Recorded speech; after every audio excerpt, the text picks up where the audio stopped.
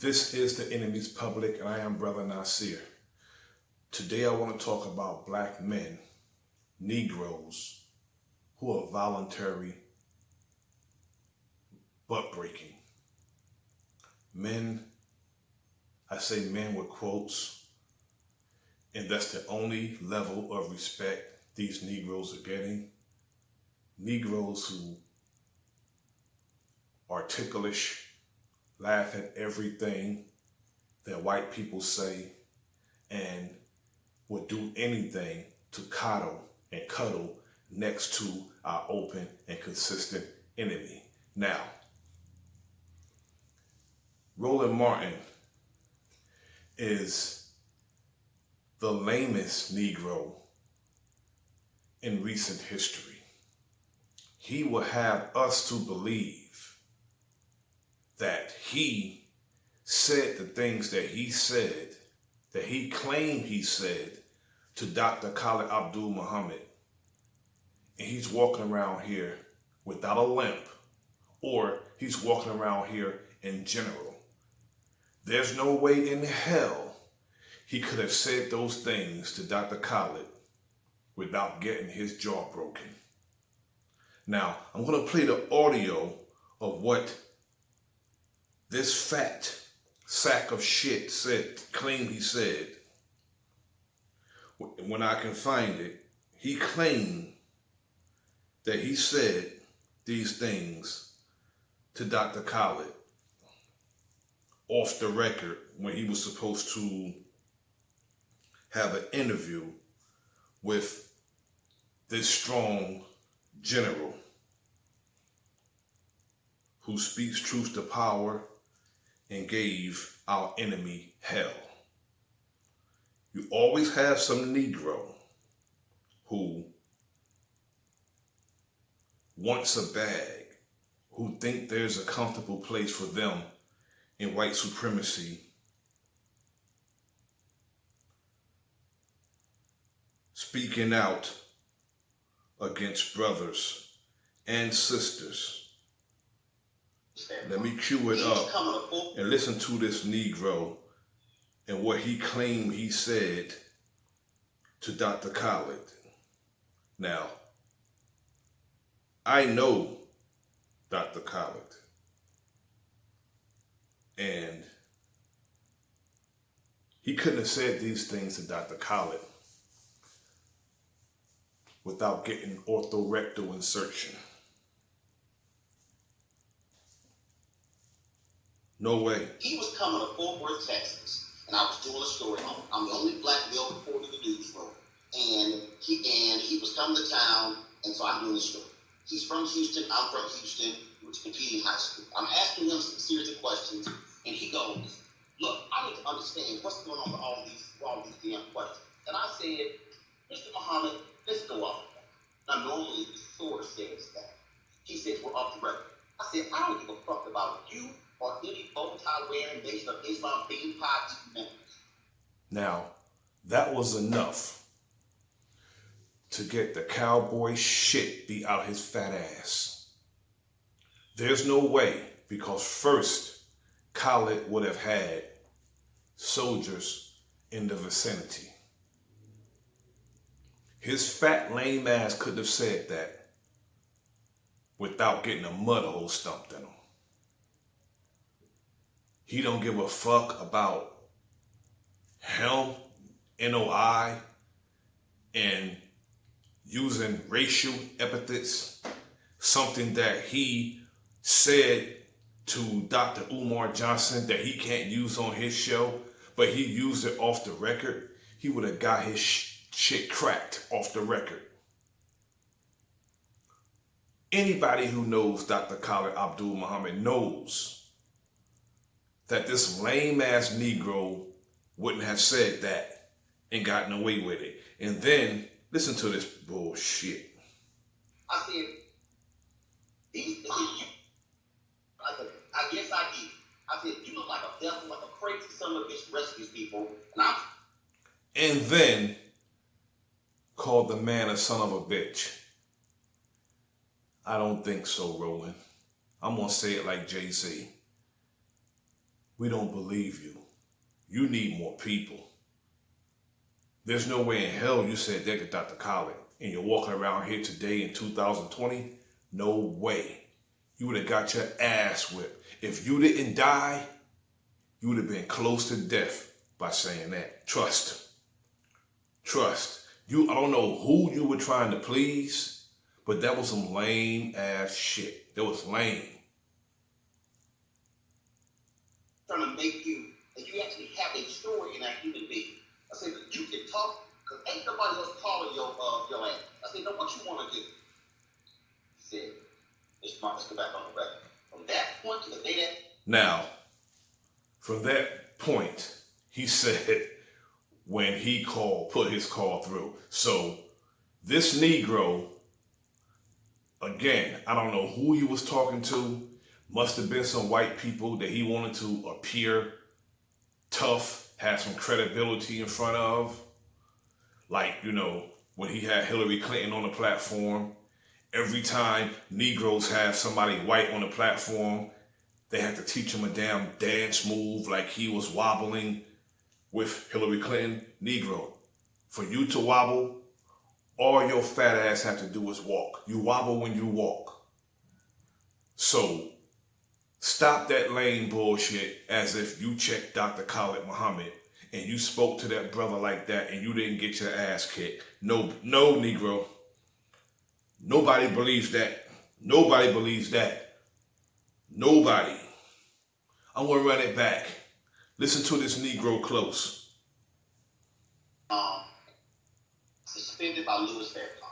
He was coming to Fort Worth, Texas, and I was doing a story on him. I'm the only black male reporter in the newsroom, and he was coming to town, and so I'm doing a story. He's from Houston. I'm from Houston. We were competing high school. I'm asking him some series of questions, and he goes, "Look, I need to understand what's going on with all these damn questions." And I said, "Mr. Muhammad, let's go off the record." Now, normally the source says that. He says we're off the record. I said, I don't give a fuck about you or any bow-tie wearing Nation of Islam bean pie eating members. I said, you look like yes, I did. You see the person he's talking to laughed, right? Because they don't believe that shit. And I'm trying to make you, and you actually have a story in that human being. I said, you can talk to me, because ain't nobody else calling your ass. I said, no, what you want to do? He said, let's go back on the record. From that point to the day that man died, he said, whenever he calls, put his call through. I had. So, out of everybody, Dr. Khalid has given our enemy, as he said, from the cradle to the grave, hell, being thorns in every part of their damn body. And this lightweight in the brain, heavy in the mass weight because he's a fat burger eating sack of shit, and that's disrespecting a sack of shit, calling him that. He says that to Dr. Khalid, and he don't get his punk ass handed to him. He want people to believe that. He probably didn't think it would go this far as being exposed. This was lame. This is the lamest thing I ever heard of a Negro doing, especially to a brother who's been gone this year 20 years. But he want us to believe that he checked Dr. Khalid Muhammad. What a lame ass Negro. Negroes are going to stop going against the narrative of our salvation. Now, another Negro, Akoon, who's not a foundational Black American. He was born here in St. Louis, Missouri. Spent some time in New Jersey, Jersey City. I'm a New Jerseyan. But this Negro think he has risen above the condition of his people. He can speak for us when he is not a foundational Black American. Your parents are from West Africa. That's your roots. So you can't tell us to get over slavery, Negro. I'm going to say something that I never thought I'll say to another black man. Take your black ass back to Africa with that nonsense. You don't tell us to get over slavery. You don't even speak for us because you do hip hop and you do music that some of us like. It doesn't mean that you can tell us what to do when it comes to our everyday lives and our livelihood and our salvation as a people. Negro, please. Would you tell Jews to get over the Holocaust? I guarantee you won't say that to them. Why? Because you can be punished. You don't think you can be punished by us, but the time is coming that Negroes are going to stop this nonsense. The time is coming. You're going to be seen. We're going to come see you because you think there's no consequence for what you say. Just like D.L. Hughley. He claims he's so much for black people, but he'll get on a white man's platform and disrespect another black man who never disrespected him. As a matter of fact, Professor Griff in the past spoke good of him. And because DJ Vlad asked you a question, if that question is going to be disrespectful towards another brother, you should decline to answer that question. Just because somebody put a mic in your face, it doesn't mean you have to talk. I know you're doing an interview, but you don't have to answer every question. You can say no, skip that one. But no, because you think that you are a big nigger, that's all you are in the white people's eyes, a big nigger, you can say anything that you want to say about another brother and get away with it. But the time is coming, you Negroes going to stop straddling the fence. You're going to get on one side or the other. If you don't choose a side's going to be chosen for you and will be going accordingly to the side that we choose for you.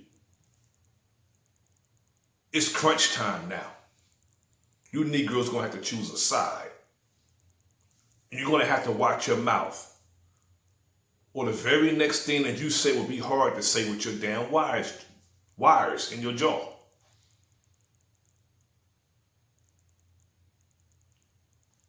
You Negroes let the fact that you got a platform, a mic in your face, and a camera, that's not power. That's not power. Why? Because you say the wrong thing is taken from you. That's not power. You can speak ill of every black man and woman all day long. Every single day, 24 hours a day, 7 days a week. But you would not say nothing, even if it's true, about others. Even if it's true, you won't say it. Why? Because you're cowards. Professor Griff is not a coward. He's been speaking truth to power for over 30 years. That brother is beyond a soldier. Beyond a soldier. And he made sacrifices to teach our people. And you Negroes gonna get up here and allow a cracker to bait you into disrespecting another brother? Keep that up. Just keep that up and see what happens. Keep it up.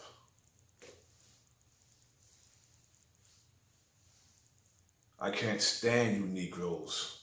And I know emphatically when the time comes, we're gonna have to deal with you first. We're gonna have to deal with you first because you're in the way. Negroes like Roland Martin is in the way. And Roland Martin has no credibility. If you can lie like that to please white people, to make white people think that you are somebody with street credibility, you're somebody tough, like you will talk that way to Dr. Khalid, Negro, you are out of your damn mind. You're out your mind. Nobody believes that. Anyone who knows Dr. Khalid knows that you didn't talk to him like that, especially when soldiers are around. We wouldn't have to move. We'll probably be pulling the brother off his punk ass, because there's no way he could have talked to Dr. Khalid like that and be able to talk today. He damn sure wouldn't be wobbling with damn Hillary Clinton. See, these sellout Negroes will sell us to the most popular politician. Whoever gets the seat, Roland Martin will arch his damn back for that person. If it was Kamala Harris and Cory Booker, he'd have been arching his back. Anybody who's a Democrat, he's going to jump on that bandwagon and flatten the fucking tires with his fat ass.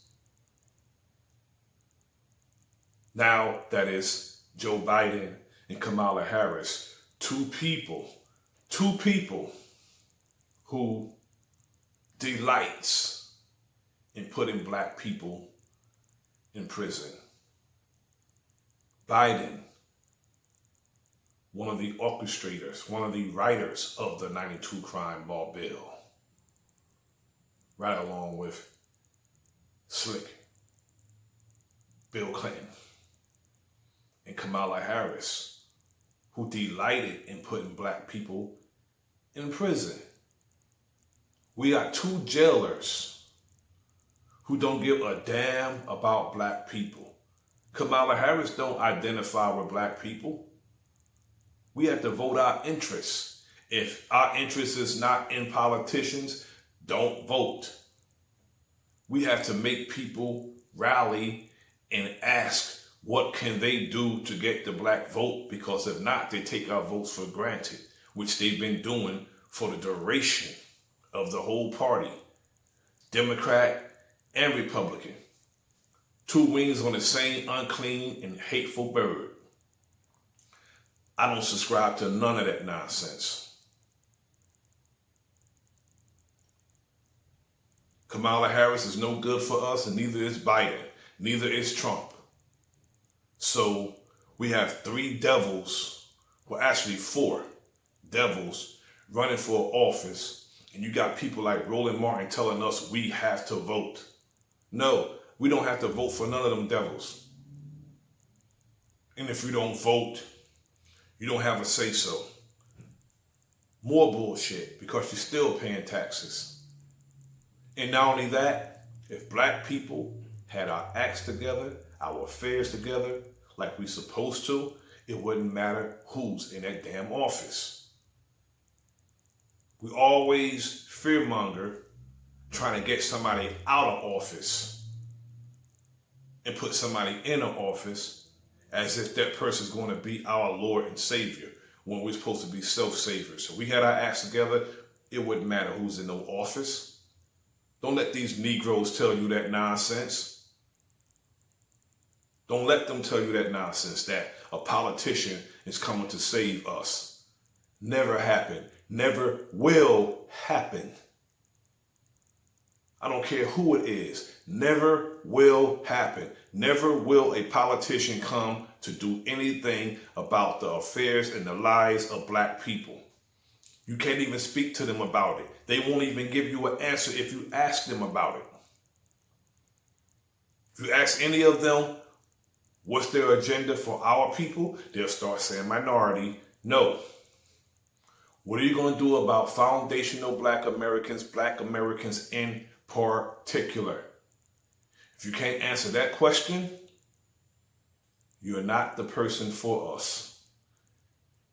Even if they answer the person, it doesn't mean that they're going to do it, because their credibility. A politician say one thing and they do another.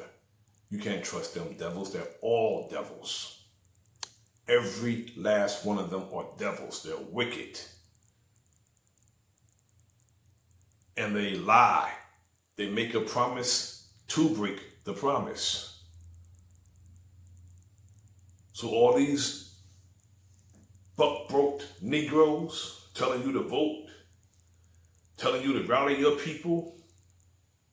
All these preachers selling their congregations to politicians.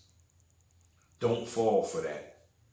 If your preacher come and tell you that we are backing a certain politician, investigate that politician. Ask your minister, why? Because it's not because you say so. If that politician or whoever it may be is not of our best interest, we're not selling our people out so the preacher can coddle and cuddle up next to the politician. No, those days are over. If it's not for the totality of our people, we don't make deals like that.